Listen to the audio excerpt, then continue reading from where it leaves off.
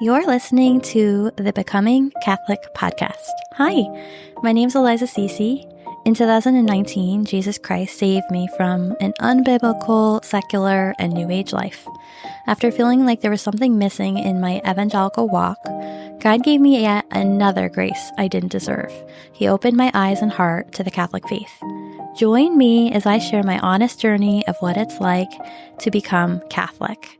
My intention for this project is that it's a bridge of understanding for those who know and love the Catholic faith and those who are curious, questioning, or somewhere in between. If you love the Lord, I invite you to join me each week and let's learn what it's like to become Catholic together.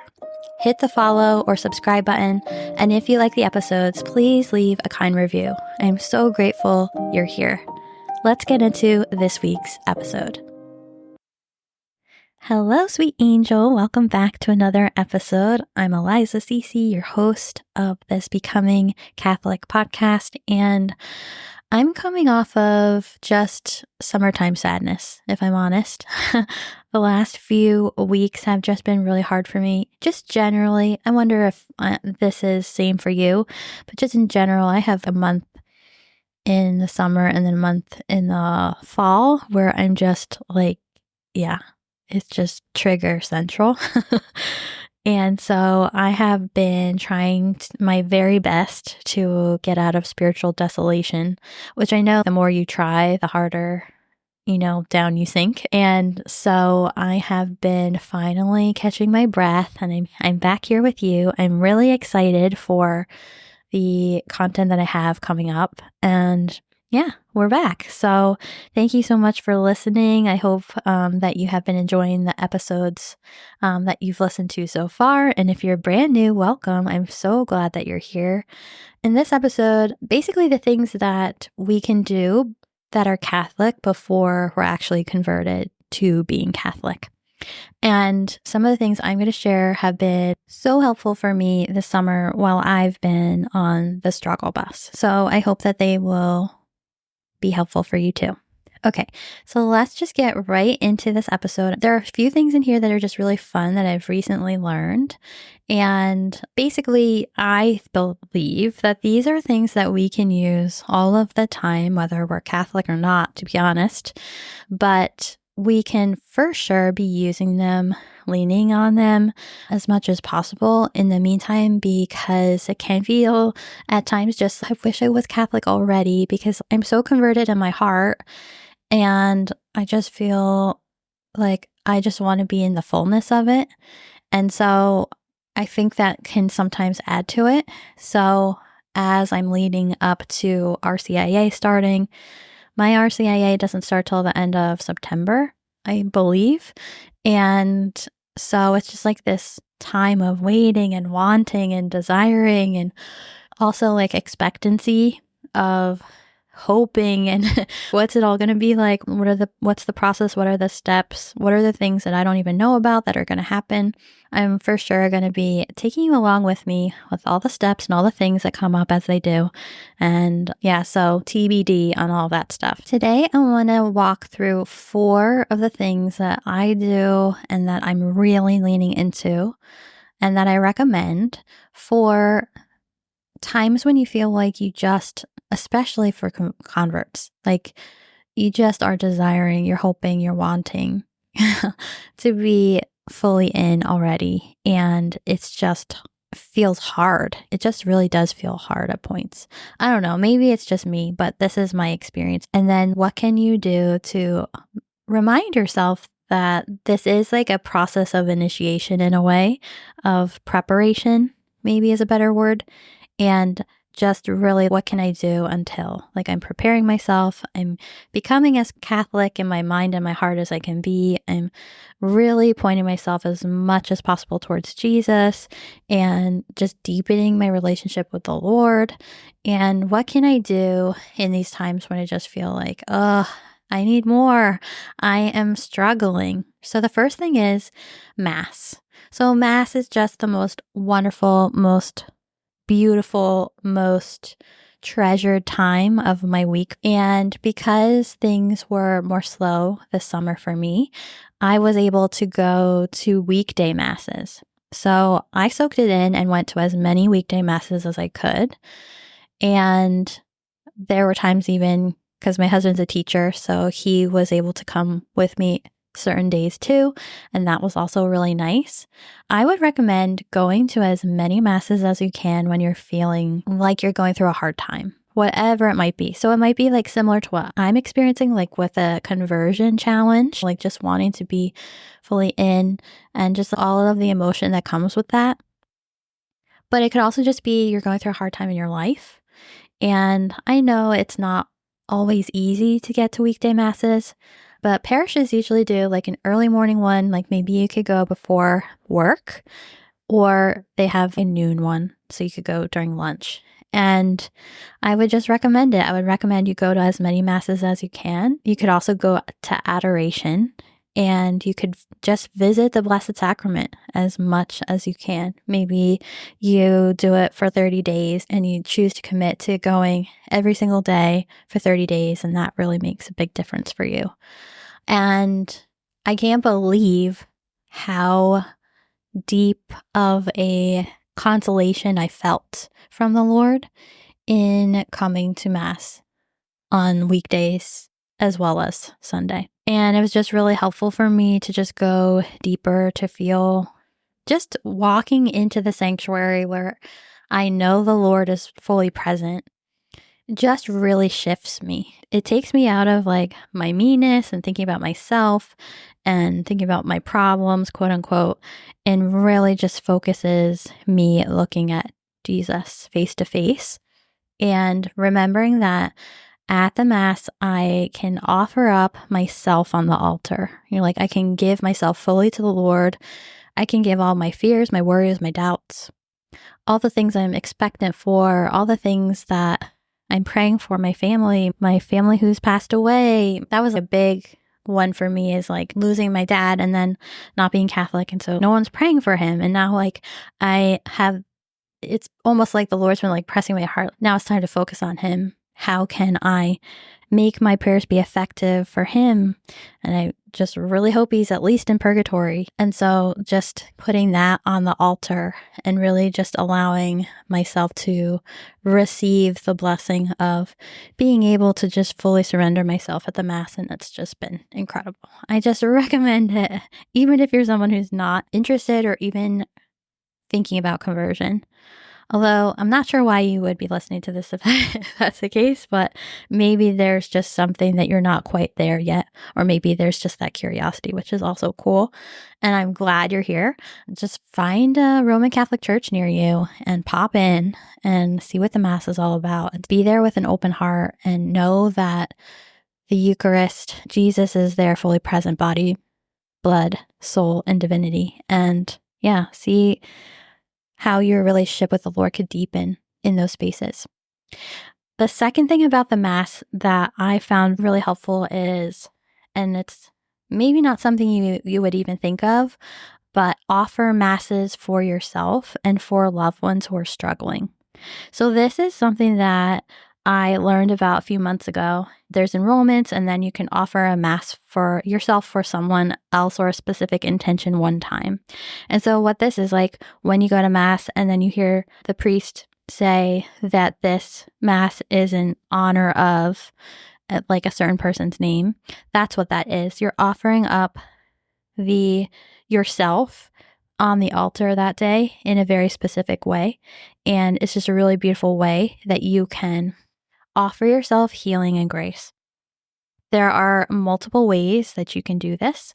One of them is you can just offer a single Mass for yourself. You can go to your parish, but often, like in the middle of the year, those spots are already taken up because there are only so many Masses offered throughout the year, of course, depending on how big your diocese is or your parish. I'm going to leave a link in the description so that there are two other options for places who offer Masses on a continual basis because they have a lot of priests available to do this. And you could offer a Mass for yourself. You can offer a Mass for your loved ones. You could offer a Mass for someone that you need to forgive. You can offer a Mass for a specific group of people. And so you can do this like once period, just like one time on a specific date. You could offer a mass for you and your husband, let's say, on your anniversary. That's a beautiful thing to do. Or your kids on their birthdays, anniversaries, any kind, even anniversaries of deaths. Offer masses, of course, for people who have died in your family that you are concerned for them. I heard recently that masses offered for people who are alive are like 100 times more valuable and effective than for deceased people. So I found that just to be so interesting. It's like we need this grace so much in our life, and just being able to receive and being focused, and then the offerings of the priest is dedicated to that person is just so spiritually important. And a lot of people I don't know if it's just like unknown, or it's taken for granted, or it's, yeah, I'll get to that, or I don't know. I don't really see the fruit of that. So I don't know if that's for me, but I would just say it can be a way to massively shift things for you. And it has been for sure shifting things for me personally. So you could offer like a single mass, or you can do what's called an enrollment. It's usually $10 or something to offer a single mass for someone or for yourself, but you could also do an enrollment.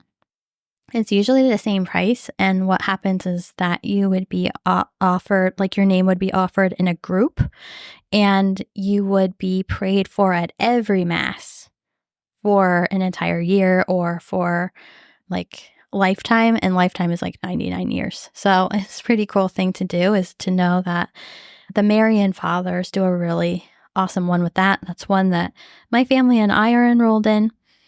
And yeah, it might be something to look into for yourself. But just to know that while we're alive, offering masses for ourselves, for our loved ones, for people we need to forgive, for groups of people who we see who are struggling, just such a good thing to remind ourselves. You don't have to do this by yourself. You can receive this kind of level of support where you are so specifically prayed over and offered up literally to the Lord at the altar during the highest celebration of our Lord every single day in the Holy Mass. I'm going to just read from the Marian Fathers Shrine of Divine Mercy, where I am enrolled, my family's enrolled. And again, the links will be in the show notes. I just want to read what they said this is, so that it's said more beautifully, and maybe you understand it better than the way that I might not have said that perfectly. So the Church considers the Mass the greatest possible prayer of intercession because it's the perfect offering of Christ to the Father by making present the paschal mystery of his death and resurrection. It's a long-standing tradition in the Church that a priest may be requested to offer a Mass for a specific intention, even when one cannot be physically present at the Mass. By enrolling, the Father or the priest offers the option to have your intentions remembered, either daily if you do an enrollment for someone for a year or a lifetime, or individual Masses to be said. So it would just be a one-time thing. And so by doing this, you'll be celebrated in a way that's just so very intentional and powerful. That's something that I would say for sure really helped me this summer when I needed it the most. Going to masses as many times as I could, and receiving masses, offering masses for myself and others who I know are struggling. And I think it's something that's really nice. Like we could do it for someone like we're celebrating too. Like it's an important day in their life. I have a really great friend who I love so much who became Catholic, and I offered a Mass for her on the day of her confirmation. So it's like something like that. You could offer it as a way of just giving extra blessings to them for that day. And I think it's something that could be really amazing. I might even request that of you if you're willing when it's time for me to be confirmed, because I just know I'm going to need all of the extra graces I could receive during that time. Okay, so the second thing I want to share is we've talked about this a little bit, but praying the rosary, I think, is just something that's just so beautiful that we can do. Protestants can do it. Anyone, non-religious people can do it. Catholics, of course, can do it. Praying the rosary. And so I would recommend you start praying the rosary once a day, and just make it be a part of your prayer life and allow yourself to receive that quietness, that stillness, that connection of prayer with the Lord every single day. One thing that I've found in my experience that's been really awesome is that my husband and I have been praying a rosary together. And so something you could do is you could just introduce this new practice with your family as something that you're going to do every night after dinner together, or every night after school together, whatever time of the day works best for everyone. And so husband, kids, friends, you can find a group or create a group. Honestly, you could join, if you're an Instagram person or a YouTuber or whatever, you could say, hey, I'm going to start offering praying the rosary together. Let's all do this together as a group. That would be amazing. Because one thing that I found that's really cool recently was that actually, when you pray rosary together as a group, there are additional graces that we receive. So whether you're Catholic or you're not Catholic, this part doesn't matter. So when you're praying the rosary as a group, you get the number of merits of the number of people you're praying with. So if you are praying with 30 people, you get 30 times the merits. If you're praying online and you've built a community up around you and you have 100, 1,000 people praying together, praying the rosary together, you're getting that amount of merits, which is such a blessing. And the other thing that's really cool is that when you're a confirmed Catholic and you're able to do confession and there's no mortal sin on your soul and you're in a state of grace, and then you pray the rosary, you can actually get one plenary indulgence per day. And if you offer that indulgence for the souls in purgatory, that means that you could potentially help release one soul from purgatory every single day. But we can't receive the indulgences like that until we're confirmed. So just something to think about and look forward to, which is really amazing. But I think in general, just starting up a devotion to the rosary, getting familiar with the prayers. What I like to do when I pray the rosary is, yes, there are books that I love that help us to dive deeper into each mystery we're praying. But recently what I've been doing is just pulling out my Bible. And then let's say that I'm doing joyful mysteries and I'm about to pray the Annunciation. I'll go to Luke and I'll read that part of Luke chapter 1 or 2 where the angel Gabriel comes to Mary and what she says. And I'll think about those things as I'm praying that first decade, right? And I think that it's just so beautiful to go directly to the Bible and find these places that we can really focus on. Yes, the books are amazing and I love them too, but right now I'm just in this place of using the Bible in my rosary. And I would even add on that when we're in like this space of just what can I do until I'm confirmed, just reading the Bible. I feel like I had been just reading the daily readings for a bit and I hadn't been picking up my Bible every day like I was so consistently used to. And then once I did, I completely remembered how nourishing it is. It literally is spiritual food. And that really helped me in a big way. So if that's something you just need a reminder about today, I hope that you'll just remember to pick up your Bible and to read. It doesn't matter what you're reading, just read something. Just pick up, like open to one of the Gospels or one of Paul's letters, and then just sit with a few verses or sit with a chapter and just let the Lord speak to you. I think that can also just be so lovely. So anyway, the rosary is amazing. And I know that some Protestants or some people who are converted are like, oh, I don't know if that's for me. But I really recommend that you support yourself to learn this prayer because it's just so helpful for your heart, especially in times when you're having a harder time. The third thing I want to share with you that's just so amazing and that we can do before we're confirmed is to use holy water and to receive blessings. So most parishes have holy water in your entrance, wherever that might be.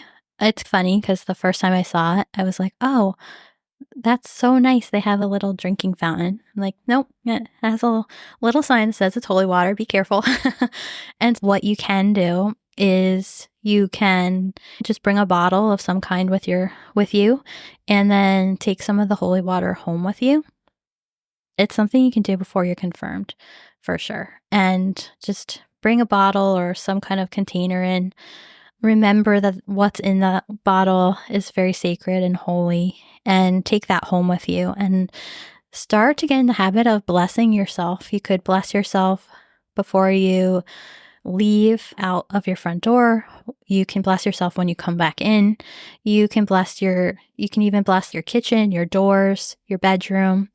You can do a little practice of blessing your husband as he goes to sleep, and then he blesses you with the holy water.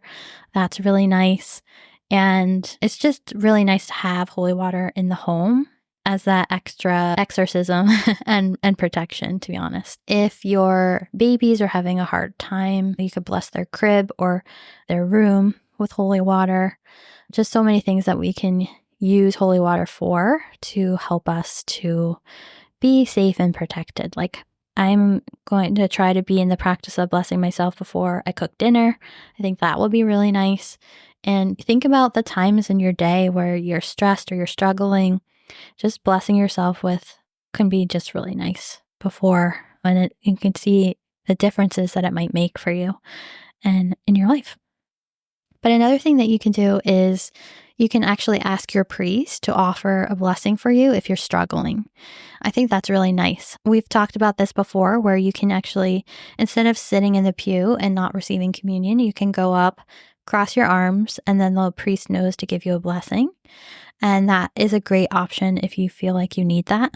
You can ask to have some time with your priest and just share what's going on for you and see if he has any encouragement or wisdom for you. Another thing you can do is you can ask a priest to come to your home and actually bless your home. And you can also bring any art or crucifixes or rosaries, any like sacred objects that you would like a priest to bless. You can bring it in and they will do that for you. So just bring that over to your parish. And I just find that this holy water and blessings are just a nice added touch of something we can do before we're confirmed that's really special and effective for what we need when we need it. The last thing I want to share is to find a devotion. So as you're coming in closer to your faith, it could be really beneficial to find a devotion of some kind that you really love to bring you closer to our Lord. And I'm going to just share a few examples, but there are so many. This is one of the things that I love about the Catholic faith, is that there's no exclusion. There is something for everyone. If you doubt that, I'm sorry, but I really want to encourage you to believe that there is a devotion within the faith for you. And okay, so here are some examples. So you could have a devotion to the Sacred Heart. If you do, you might want to look up the Saint Margaret Mary. You could have a devotion to the Immaculate Heart of Mary. You could have a devotion to the Rosary. You could have a devotion to praying for the holy souls in purgatory. You could even have a devotion to a certain aspect of Mother Mary that you're drawn to, like Our Lady of Sorrows or the Immaculate Conception. And then the Lady of Lourdes might be a good option for you to look into. And then, of course, Saint Bernadette would be connected to that. But you could also have a devotion for a cause that the Lord has put on your heart. So it could be things like repairing blasphemies. We've talked about that. You can pray to the Holy Face devotion, which is so beautiful.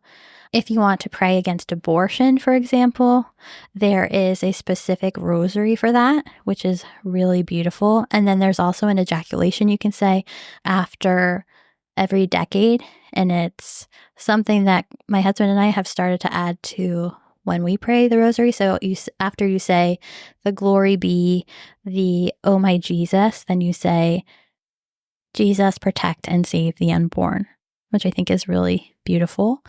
I'd also like to say that there can be devotions that we take on when we have a struggle or like a cross you're currently bearing in your life. So, example, you're struggling with infertility. You could actually pray the chaplet of Hannah's tears. Think about any of the big crosses that you have in your life. If you want to move or you're struggling with finances, you could pray a devotion to St. Joseph. It's endless. Whatever the case might be for you of what is, currently going on, there's a devotion for it in the Catholic faith. And then if you already know your patron saint, you could begin to start reading about them. You could find prayers that they loved, and you can take those on as practices of your own, the things that were really close to their hearts. I am considering Saint Therese as one of my patrons, and I just love her little way very much. It just really resonates with me. And as I'm developing a relationship with Saint, I'm reading her book, of her autobiography. I'm thinking about devotions that were important to her, like the Holy Face and the Divine Infant Novena, and just going deeper into that. So there's just lots of things that you could do. So you could just take my idea and do that for yourself. I know St. Therese also has a novena that I'm committing to doing every month from the 9th to the 17th as a way to grow closer to her and to really discern if she might be my patron. And yeah, I'll do that process. There's about 3 to 5 saints so far that I'm considering. And so my indecisiveness and then my fear of getting it wrong, even though I think I know how silly that is, what I've been doing is through this process, I'm just doing a little simple prayer for myself of angels and saints who have an affinity and a kindness in their heart for me or my husband. Please make yourself known to me. And so through that process, little by little, there have been a few saints who have been making themselves known to me. And I want to make sure that I'm honoring that and seeing what comes of it. And then lastly, what you could do is you could just start to become just super curious about what devotion is interesting you, like what I was sharing, and what might be best for you right now. Where could you start? All those kinds of things. I recommend that you could pray to the Lord to help you with finding your devotion, your saint, all those kinds of things. I'm definitely going to do a whole other episode just about saints and patron saints when that time comes closer, but we're a little farther out from that because I want to do that when I'm actually in RCIA. I want to hear what my priests recommend so that I can share some of those insights with you. But those are the things that I wanted to share with you. I hope that this episode was helpful for you. All the things that we can do before we're Catholic are almost infinite within the faith. It's just a few things that we can't do. And the biggest one is not being able to go up to receive communion. But even then, we do have the grace of the absolute blessing of spiritual communion. So I recommend that big time. That is another thing. It's just saving me. But going to Mass, praying the rosary, bringing your friends and your family and people you love into the rosary. I find that people are just so curious to learn it and to try it and to see what it's like. And then working with holy water and asking for blessings, blessing yourself throughout the day in times of struggle and anxiety or worry or loneliness. All of that is so real and true. And then lastly, just finding a devotion you love and stepping into what it is that what the Lord might have for you, what He might be opening your heart towards in a way so that these devotions are all just to bring us closer to the Lord, not farther.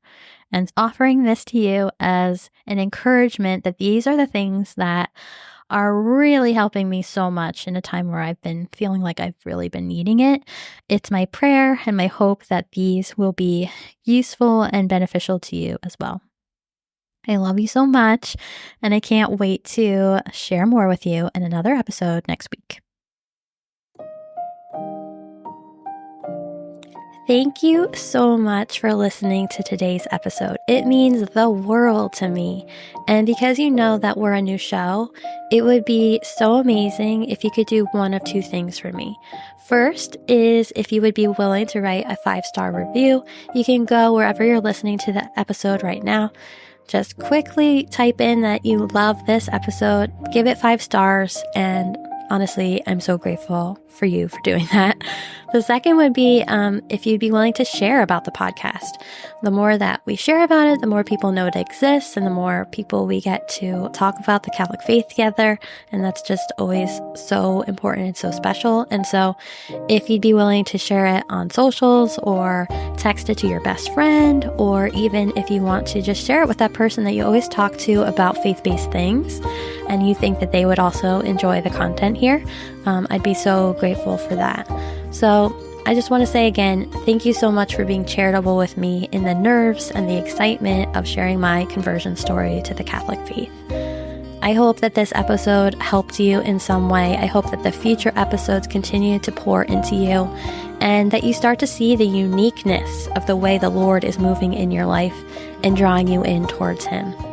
If there is ever any way that I can pray for you, all you have to do is send me an email, info@elizacc.com, and I'd be so grateful to do that for you. Okay, I can't wait to share more with you soon. I'll see you in the next episode.